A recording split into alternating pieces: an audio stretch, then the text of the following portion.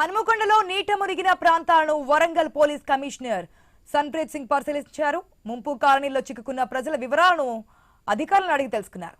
వర్షాల ప్రభావంపై ప్రజలకు ఎప్పటికప్పుడు సమాచారం అందించాలని సూచించారు. వారికి ఇబ్బందులు కలగకుండా అధికారులు వెంటనే స్పందించాలని వరంగల్ సిపి కోరారు.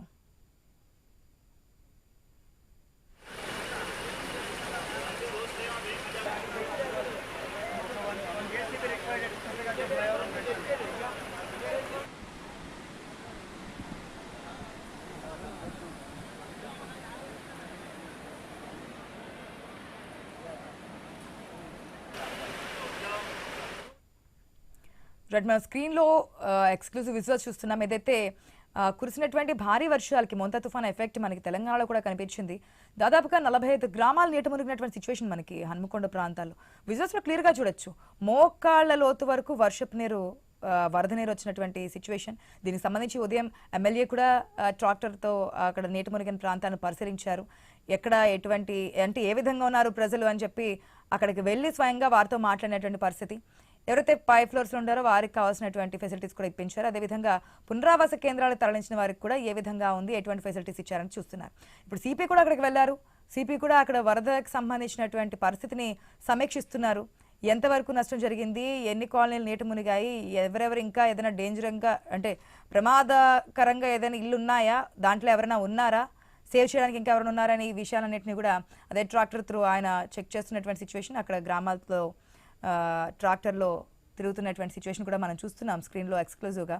చాలామంది బయటకే వచ్చి ఉన్నారు. ఎందుకంటే మోకాళ్ళ లోతు వరకు వర్షపు నీరు చేరుకుంది. ఇంత స్థాయిలో ఎప్పుడు ఈ వరద నీరు రాలేదు. కానీ ఇప్పుడు ఈ పైనుంచి వస్తున్నటువంటి వరదల కారణంగా మోకాళ్ళ లోతు వరకు వర్షపు నీరు చేరుకున్నటువంటి కండిషన్ మనకు కనిపిస్తోంది. ప్రజెంట్ అయితే సిపి అక్కడ పర్యవేక్షిస్తున్నారు. అధికారులతో మాట్లాడి అసలు ఏం జరిగింది ఏంటనేది కూడా సిపి సన్ప్రీత్ సింగ్ మాట్లాడుతున్నటువంటి సిచ్యువేషన్ కనిపిస్తోంది. అధికారులతో మాట్లాడి అసలు ఈ ముంపు ప్రాంతాలు ఏ సిచ్యువేషన్లో ఉన్నాయి, ఒకవేళ మళ్ళీ కనుక వర్షాలు పడితే ఏంటి కండిషన్, ఇప్పుడు దీన్ని కంట్రోల్ చేయడానికి ఎటువంటి చర్యలు తీసుకోవాలనేది అక్కడ అధికారులతో మాట్లాడుతున్నట్టు తెలుస్తోంది.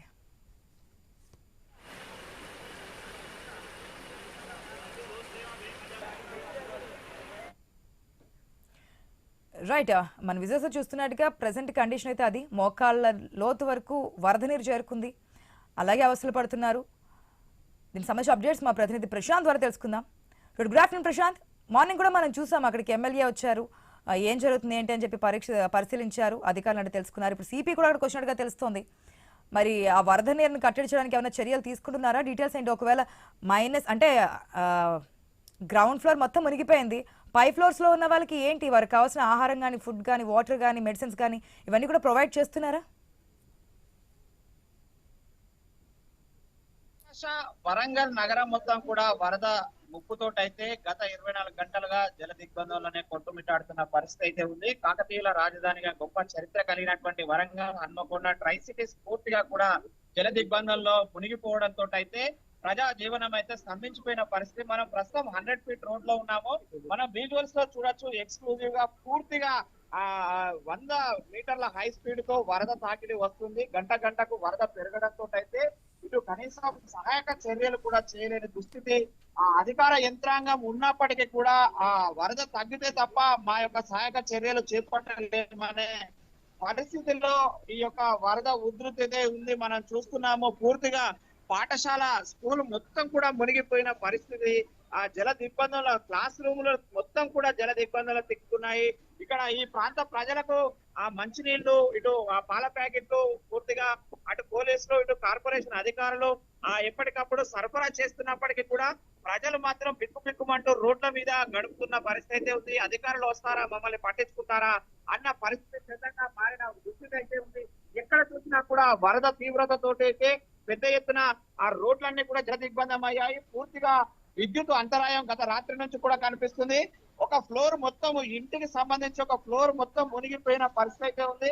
ఇటు ఆటోలు, వాహనాలు, కార్లు, 2 వీలర్లు అయితే లెక్కలేనన్ని కొట్టుకపోతున్న పరిస్థితి అయితే కూడా ఉంది. కనీసము ఒక హై స్పీడ్ మనకు తెలంగాణకు నిన్న మెంతా తుఫాను 50 ఆ స్పీడ్ తో తెలంగాణకి ఎంటర్ అయిందని చెప్పింది. కానీ వరంగల్ లో మాత్రం వరద 100 స్పీడ్ తో మనకు కనిపిస్తున్న దుస్థితి అయితే ఉంది. ఈ దుస్థితికి కారణము అధికారుల ఇరిగేషన్ నిర్లక్ష్య కారణంగానే ఈ పరిస్థితి ఉందని అయితే స్థానికులు చెప్తున్నారు. గత 30 ఏళ్లలో ఎప్పుడు వరద నీరు ఇంత స్థాయిలో రాలేదు. వరద రోడ్ల మీద పోయేది కానీ ఇళ్లలోకి చొరబడి ఈ స్థాయిలో ఇంత దుస్థితిగా మారే పరిస్థితి అయితే ఇప్పటి వరకు లేదని చెప్పేసి చెప్తున్నారు ఆశ ఇక్కడ స్థానికులు. ఎందుకంటే గత ప్రభుత్వము 100 కోట్ల రూపాయలు వెచ్చించి ఈ యొక్క వరద ఉధృతికి శాశ్వత పరిష్కారం తీస్తున్నామని చెప్పేసి డక్ డ్రైనేజీని నిర్మించారు. కానీ ఆ డక్ డ్రైనేజీ కాస్త ఈ రోజు ఆ ప్రజల పాలిట శాపంగా మారిన పరిస్థితి పూర్తిగా మనం చూస్తున్నాము. లెఫ్ట్ లో విజువల్స్ లో కనిపిస్తుంది అంతా కూడా ఆ గత ప్రభుత్వం 100 కోట్ల రూపాయలు పెట్టి డక్ డ్రైనేజీ నిర్మించింది. ఆ డక్ డ్రైనేజీతో సహా ఇళ్లను మొత్తం కూడా ముంచెత్తిన పరిస్థితి. పూర్తిగా వాహనాలు, ఇండ్లు, షాపులు, షట్టర్స్, స్కూల్స్, అకాడమీలు అన్ని కూడా జల దిగ్బంధంలో మునిగిపోయాయి. కింద పోలీసులు ప్రజలను వారిస్తున్న పరిస్థితి. ఎవరు కూడా తమ ఇళ్లలోకి వెళ్ళకూడదు, వెళితే వరద ప్రభావితంతో కొట్టుకపోయే ప్రమాదం ఉందని ప్రజలను తమ ఇంట్లోకి పోకుండా ప్రజలను ఆ పోలీసులే అడ్డుకుంటున్న పరిస్థితి. ఎందుకంటే తమ ఇళ్లలోకి వెళ్తున్న వరద ఉధృతి ఆ స్థాయిలో ఉన్నది కాబట్టి ప్రజలు అక్కడికి వెళితే చాలా ఇబ్బందులకు గురయ్యే పరిస్థితి ఉంది కాబట్టి ప్రజలను వారించి వాళ్ళకి మంచినీళ్లు, ఎప్పటికప్పుడు ఫుడ్ ఏర్పాటు చేసి పూర్తిగా ఆ పాల ప్యాకెట్లు, మజ్జిగ ప్యాకెట్లు, వాటర్ ఎప్పటికప్పుడు అందిస్తూ ప్రజలకైతే అటు నిత్యావసరాలను అందించే ప్రయత్నము ఇటు కార్పొరేషన్ అధికారులు చేస్తున్నారు. మరోవైపు ఇప్పటికే 10 పునరావాస కేంద్రాలలో 1500 మందికి పైగా గత రాత్రి నుంచి కూడా పునరావాస కేంద్రాలలో ఉన్నారు. పూర్తిగా ఈ సమ్మయ్య నగర్ 100 ఫీట్ రోడ్ లో వస్తున్న ఉదయం తెల్లవారుజామున 4 నుంచి 5 సుమారు గంటలకు ప్రారంభమైన ఈ వరద గంటకు వరద స్పీడ్ పెరుగుతుంది.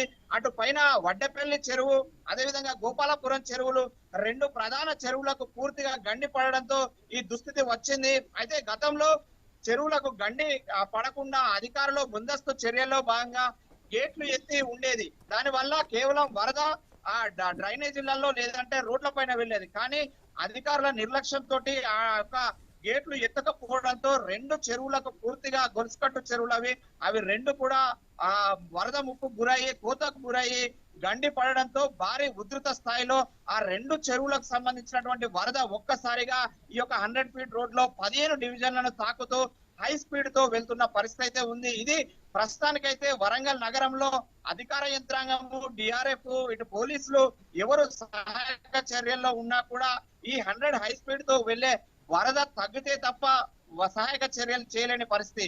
పూర్తిగా ప్రజలంతా కూడా తమ యొక్క బిల్డింగ్లల్లో ఫస్ట్ ఫ్లోర్ లో కూడా కాదు, 2వ ఫ్లోర్, 3వ ఫ్లోర్లకు ఎక్కి ఆ బిక్కుమంటూ జీవనం గడుపుతున్న పరిస్థితి. ఎవరైనా అధికారులు వస్తారా, మాకు ఏదైనా సహాయం చేస్తారా అంటూ కూడా గత 24 గంటలుగా అటు తిండి తిప్పలు మానేసి నిద్ర లేని రాత్రులు గడిపారు. ఒక కాలరాత్రి మాకు మిగిలించింది అనేది కూడా చెప్తున్నారు. ప్రస్తుతం బిల్డింగ్ల పైన పూర్తిగా ఎక్కడికక్కడ ఆ రేకుల షెడ్డులు కూడా ఎక్కి వాళ్ళు తమ యొక్క అభ్యర్థనను అధికారులకు చెప్తున్నారు. మనం చూస్తున్నాము క్లోజ్ లో తమ యొక్క రేకుల ఇల్లును పైకెక్కేసి మాకు ఏదైనా సహాయం చేయండి, మేము ఉదయం నుంచి తిండి తిప్పలు లేకుండా దుస్థితిలో ఉన్నాము, మాకు తక్షణం సహాయం అందించండి అంటూ ఇటు పోలీసులకు, ఇక్కడికి వచ్చే స్థానిక ప్రజలకు చెబుతున్న పరిస్థితి అయితే ఉంది.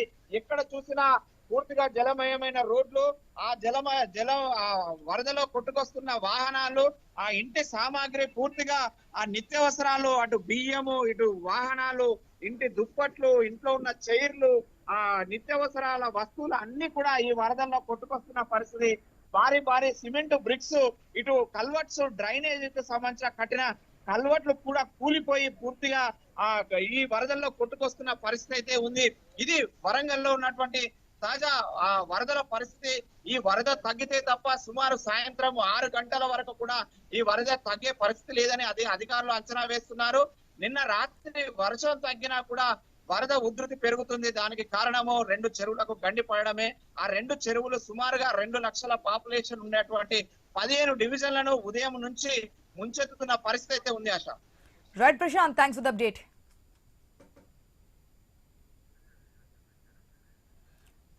మనం చూస్తున్నాం వరంగల్ అంటే మనకి ప్రధానంగా గుర్తొచ్చేది భద్రకాళి టెంపుల్, అదేవిధంగా భద్రకాళి చెరువు ప్రాంతానికి సంబంధించిన విజువల్స్ మనం సెకండ్ విండోలో చూస్తున్నాం. చెరువు ఏ విధంగా కట్ట తెంచుకొని ముందుకెళ్తుంది అనేది. దీనివల్లే ఇప్పుడు ఇంత స్థాయిలో 45 గ్రామాల నీటి మునిగిపోవడానికి కారణం కూడా మనకి ఈ చెరువు కట్ట తెంచుకోవడం కారణంగానే ఇంత స్థాయిలో వరద మనకి వరంగల్ నగరాన్ని చుట్టుముట్టిందని చెప్పొచ్చు. ప్రజెంట్ ఒకసారి డ్రోన్ విజువల్ చూస్తున్నాం. వరంగల్లో ఆఫ్టర్ ముంతా తుఫాన్ ఎఫెక్ట్ తర్వాత పైనుంచి వచ్చినటువంటి వరదల కారణంగా ఏ విధంగా వాటర్లో చిన్న చిన్న ఇల్లు ఉన్నాయా అనే విధంగా ఉంది మనకి ఆ డ్రోన్ విజువల్ చూస్తుంటే. వరంగల్లో ఈ ముంతా తుఫాన్ సృష్టించిన విలయం, ఆ వరదల వల్ల మిగిలినటువంటి నష్టం అనేది మనం క్లియర్గా చూస్తున్నాం. పూర్తిగా గ్రౌండ్ ఫ్లోర్ అనేది కనిపించట్లేదు. వాహనాలు అయితే అసలు దాంట్లో వాటర్లో మునిగిపోయినటువంటి కండిషన్ కనిపిస్తోంది. అధికారులు అలర్ట్ అయ్యారు, ఎమ్మెల్యే కూడా వచ్చారు, ఇప్పుడు సిఐ కూడా వచ్చారు, మాట్లాడుతున్నారు. కానీ ఇదంతా మళ్ళీ కంట్రోల్ కావడానికి సాయంత్రం వరకు ఈ వరద వాటర్ వరకు కంట్రోల్ అవుతుంది అంటున్నారు. ఏదైతే వాటర్ చేరుకుంటుంది అనుకున్న ఇళ్లలో నుంచి అయితే పునరావాస కేంద్రాలు సేఫ్ ప్లేస్కి అయితే వారిని తరలించడం జరిగింది. కానీ సెకండ్ ఫ్లోర్ థర్డ్ ఫ్లోర్ ఉన్న వారికి కనీసం వాటర్ కానీ ఫుడ్ కానీ వాళ్ళకి కావాల్సినటువంటి వసతులు కానీ మినిమం మెడిసిన్ కానీ అందించడానికి ఆస్కారం లేకుండా ఉందంటూ వారి యొక్క ఆవేదన వ్యక్తం చేస్తున్నారు. రెండు చూస్తున్నాం, భద్రకాళి చెరువు ప్రాంతానికి సంబంధించిన విజువల్స్, అదేవిధంగా మొత్తం వరంగల్ ఏ విధంగా వరదల్లో చిక్కుకుంది, వరద నీరు ఏ విధంగా ఇళ్లలోకి చేరింది అనేది కూడా డ్రోన్ షాట్ ద్వారా మనం చూస్తున్నాం.